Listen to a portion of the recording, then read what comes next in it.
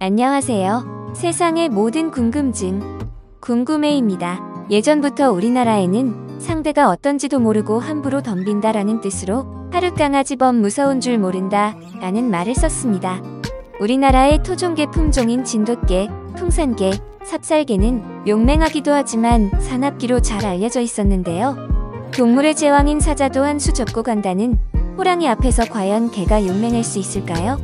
하룻강아지가 범 무서운 줄 모르고 덤비면 과연 이길 수 있을까? 영상이 궁금하시다면 구독과 좋아요 부탁드립니다. 옛날 사람들은 아이가 울면 호랑이가 잡아간다 라는 말을 함으로써 우는 아이의 울음을 그치게 만들었습니다. 우스갯소리로 호랑이가 사람을 물어갔다는 말이 전해 내려오는 것이 아니라 실제로 호랑이가 나타나 마을을 쑥대밭으로 만들어 놓고 간 경우가 많았다고 합니다. 그만큼 우리 민족에 있어서 호랑이는 두려움의 대상이었습니다. 현재는 한반도의 산에서 호랑이가 사는 곳은 극히 드물지만 그래도 호랑이의 위험은 상당합니다. 그럼 호랑이는 도대체 얼마나 강한 동물일까요?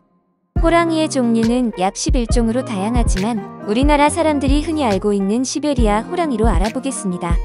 옛날 우리나라에서도 서식을 했던 호랑이의 종으로 현재는 중국 북부 만주 및 러시아 등에서 서식을 합니다. 호랑이는 육식을 하는데 주로 노루, 멧돼지, 소 등 가축을 잡아먹는 경우가 많고 성격이 포악하기 때문에 먹지 않는 동물을 사냥하는 것으로도 알려져 있습니다. 호랑이는 큰 경우 길이 2m에 너비 70cm 정도로 생각보다 거대한 몸을 가지고 있습니다. 호랑이가 마을로 내려오면 마을의 개들이 한데 모여 몰아냈다는 전설을 들어본 적이 있는데 과연 사실일까요? 영상으로 한번 보겠습니다.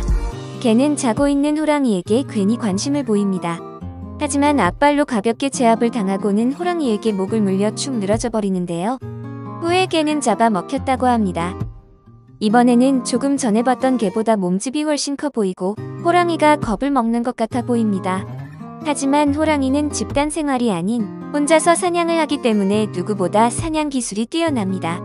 본능적으로 개의 목을 물고 제압해버립니다. 다음 동영상은 터키의 칸갈이라고 불리는 품종의 개입니다.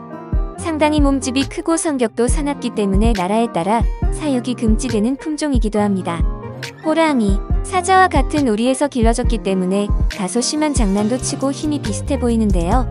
하지만 누군가에게 습격당한 듯 뼈만 앙상이 남은 칸갈의 모습이 보입니다. 늑대의 습격을 받은 칸갈 도비의 모습입니다.